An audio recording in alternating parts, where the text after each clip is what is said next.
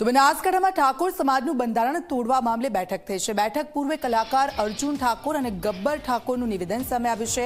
અમે કોઈ ગુનો કર્યો નથી, અમે ડીજે લઈને જાનમાં ગયા નથી, અમે બેઠકમાં હાજર રહીને અમારી વાત રજૂ કરીશું। અમે હંમેશા સમાજની સાથે છીએ અને હંમેશા રહીશું।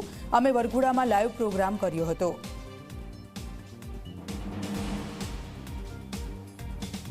એવું કાંઈ નથી, અમે સમાજનું બંધારણ તોડ્યું નથી। જે 16 મુદ્દા છે એ મુદ્દા અમે વાંચ્યા છે અને એમાં સખ્ત શબ્દોમાં લખ્યું છે કે તમે સામા પક્ષમાં લગ્નમાં જોન લઈને જો ત્યાં તમે ડીજે ના લઈ શકો।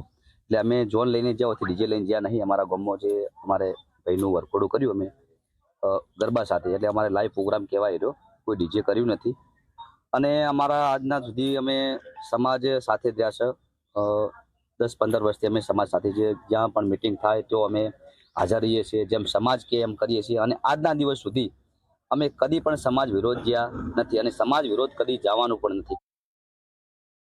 બનાસકાંઠાના જાબડિયા ગામે કલાકાર અને સિંગર દ્વારા બંધારણ છે તે ડીજે વગાડીને તોડવામાં આવ્યું છે તેવા આક્ષેપો લાગી રહ્યા છે, જેને લઈને છેલ્લા 2 દિવસથી સોશિયલ મીડિયા પર અનેક પોસ્ટો થઈ રહી છે। ત્યારે આજે જાબડિયા ગામે ઠાકોર સમાજના આગેવાનો અને સંકલન સમિતિ જે બંધારણની છે તેના આગેવાનો મળવાના છે અને નિર્ણય કરવાના છે। આપણી સાથે જાબડિયા ગામના કલાકાર છે ગબ્બર ઠાકોર છે, તેમની સાથે વાત કરીશું। જે રીતે ડીજે વાગ્યું ને ત્યારબાદ બંધારણ તૂટ્યું તેવા અનેક આક્ષેપો થયા, શું કહીશો? આજે ઠાકોર ના જે આગેવાનો છે તે અહીંયા ભેગા થવાના છે અને આના પર કાર્યવાહી કરવાની વાત કરી રહ્યા છે। આપનો પક્ષ કેવો છે?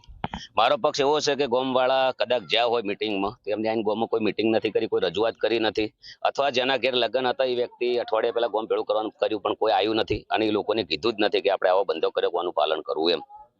એ પ્રમાણેનું આયોજન કરીને આપણે કોઈ બંધારણ તોડ્યું નથી। પહેલા જે વાંચ્યું છે એના અંદર અમારા 42 સમાજની અંદર જે બંધારણ પહેલા થયેલું છે જે વડુ ગામની અંદર, એનું પૂરેપૂરું પાલન કર્યું છે। ખાસ કરીને બંધારણ થયું, ગામે ગામ બંધારણની કોપીઓ વેચી હતી, ઘરે ઘર કોપીઓ પહોંચાડી હતી। આપના ઘરે કોપી પહોંચી હતી કે ગામમાં કોઈ કોપી આવી નથી આપણા, કોઈનાથી વાત બી નથી થઈ।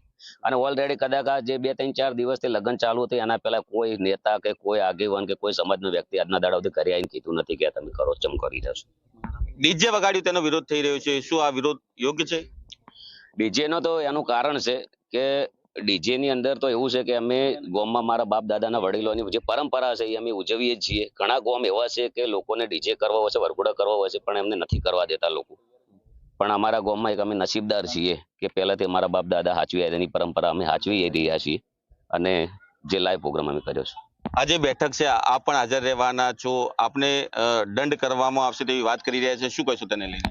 દંડ જે ગુનેગાર હોય એને થાય, આપણે ગુનેગાર છે જ નહીં। ઓલરેડી સમાજનું કોઈ કાર્ય ખોટું કર્યું નથી, આપણે કરવાના બી નથી।